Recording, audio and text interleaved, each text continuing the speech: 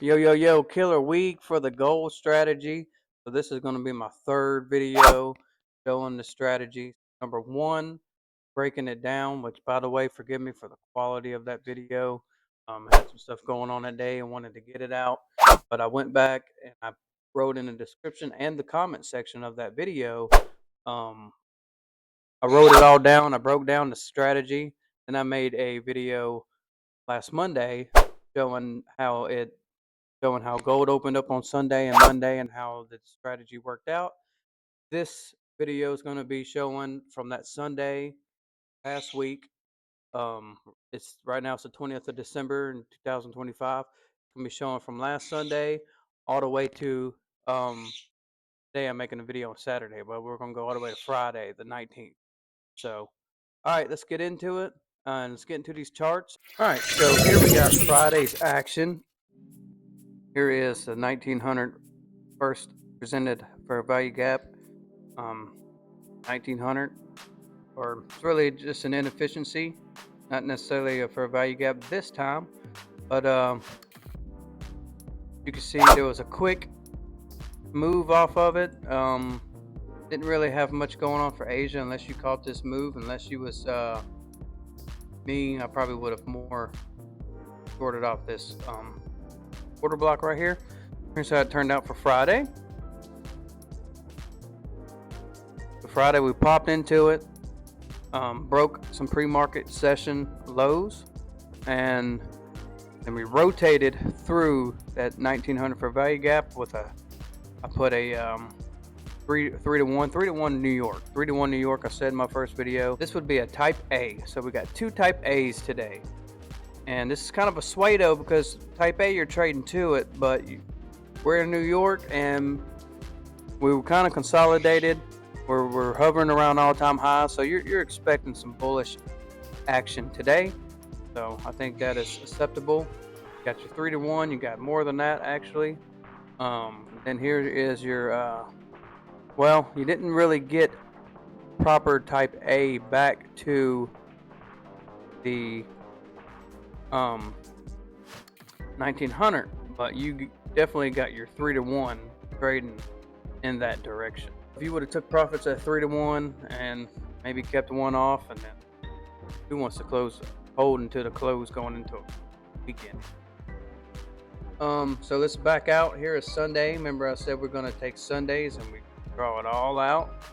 So you can see market hovered around it most of the week.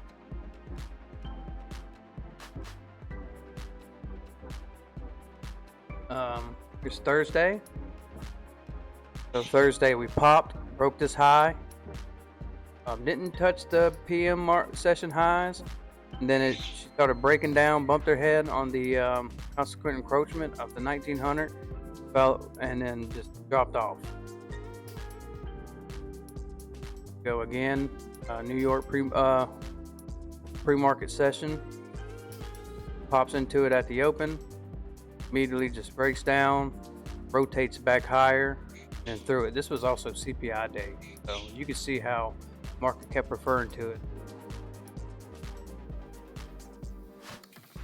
Here's Tuesday. Now Tuesday I didn't mark one because it would have been right here. Here is your 1900 candle right there on Sundays. It's so close to Sundays. I guess you could have used this if this is inefficient price action up in here. You could have used this. Let's go ahead and mark that in, and it would have worked. It would have worked fine. So yeah, so very nice. Marking on through the day.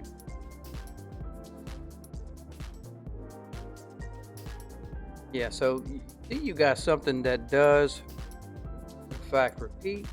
So I like I said, I got two variants. One is type A is trading to it as a terminus. Type B is trading away from it.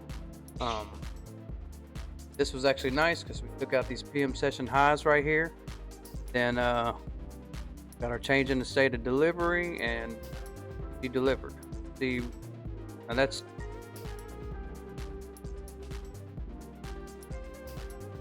got forward.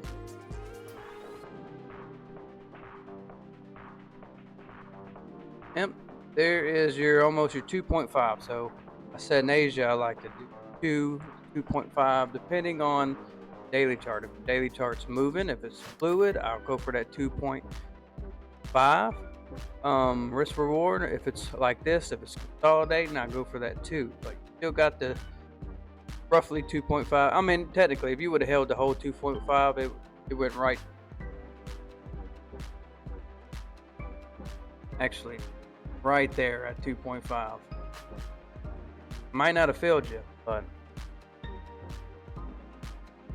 you know, don't risk it for a tick. You know what I mean? Don't let the market come all the way against you and stop you out for. And then here you go, second opportunity. Well, basically London. Okay, so it's off at Sundays. Monday.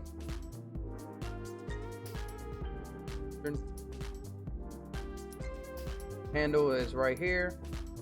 So yeah, I would have marked out. This inefficient sell side leg right here, or you could have marked out fair value gap right here. Either way, it's in Sundays, so I didn't mark. Very nice trade coming off of it. Especially after market builds, engineers some liquidity, takes sell side, and it comes back up. Doesn't quite take this high out, but it takes these highs out right here. Comes into this fair value gap plus quarter block right here, and then he lets loose. Finally Sunday. So my second video I made, I broke down Sunday's actions. Go see that. Anyway, I wanted to post a video, so I made that number one to showcase on the strategy. I made after I made that video to show how it developed at the beginning of the week, and this one is to show a full week's worth of action. So as you can see, there are trades there, trade potentials there for Asia and New York. New York, New York on Wednesday, you didn't really get that, but not very favorable action anyway on New York. It was the day before CPI. And CPI on Thursday, beautiful short, type B, beautiful type A, back into it, and let's see what that would have. We use this page in the state of delivery right here, and it's pretty good in New York for the Judas swing type setups. So there's your 3-to-1, using it as a terminus. There's a 5-to-1 right there. Very nice. Get them Judas swings and a uptrending chart, or even in a downtrending, you get upside trading down to it. And you have crazy CPI action. Still got trades all throughout the day. Got Tuesday pops up. You got some manipulation right here. Break structure, comes up into this fair value gap. Very nice. Even if you would have traded this volume of balance, kind of this quarter block area. There's your 3-to-1. There's you 4-to-1 right there. Beautiful trade. Anyways, yeah, so go back on that first video. My mic was cutting out on me on the beginning of that video, but yeah, read the description section of that video and the comment section. I pinned a comment up, and yeah, so there's something that repeats. Maybe you can tailor it, refine it, collect some data on it. Oh yeah, here's Monday on after the market opens. Another beautiful trade right here. See what this got us.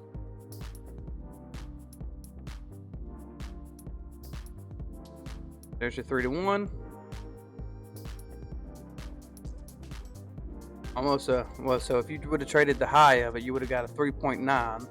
If you would have traded the midpoint, you would have got a 4-to-1. So that's why I chose 3-to-1 for New York, because to me, like that's going to be your more average, you're most likely to get, and your 2-to-1 in Asia is most likely. If you aim for a 3-to-1 every time in Asia, you're probably not going to get it. You can see that the market does produce 4-to-1s. If you would have got this inverted fair value gap right here, they got a 5-to-1.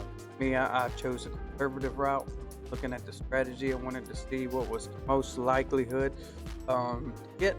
So I choose a 3-to-1 in New York. Now for the type A, I will try to get squeeze more out, because I'm using this as terminus, and that's, you would have saw my second video that's using the higher time frame point of interest and P arrays and what's going on this daily chart.